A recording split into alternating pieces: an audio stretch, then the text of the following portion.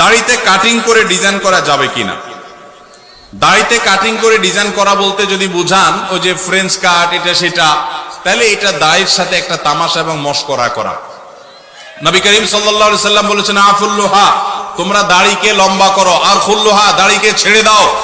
পরিষ্কার নির্দেশ নবীজির। কোন একটা হাদিসে নবীজি সাল্লাল্লাহু আলাইহি সাল্লাম আমাদেরকে দাড়িতে কাটিং আর স্টাইল করতে বলেন না। এটা স্টাইলের জিনিস না।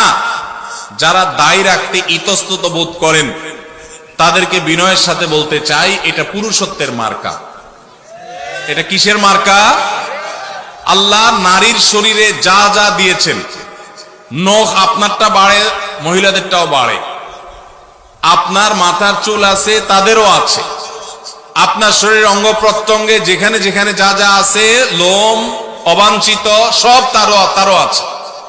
শুধু দুইটা জিনিস, দাড়ি আর গোপ, এগুলো নারীকে আল্লাহ দেন না, আল্লাহ আপনাকে দিয়েছেন। এই জন্য গোপটা ছোট ছোট রাখা আর দাড়ি লম্বা রাখা, এটা পুরুষত্বের আলামত। এখন আপনি যদি বলেন যে আমি হিজড়া হয়ে যাব, তাহলে আমার কি করার? আল্লাহ আমাদের ভাইদেরকে হেদায়েত দান করুন। এটা পুরুষত্বের মার্কা, এটা রাখতে কোনো কার্পণ্য করা উচিত না। আমরা অনেকে জাতে উঠার জন্য দাড়ি রাখতে চাই না। তবে দাড়ি যদি কেউ আমাদের কোনো ভাই কেটে ছোট রাখে, আমরা তাকে অ্যাপ্রিসিয়েট করি, আলহামদুলিল্লাহ আমার ভাই শুরুটা করে দিয়েছে, আল্লাহ তার দাড়িটাকে বড় করার তৌফিক দিবেন ইনশাআল্লাহ।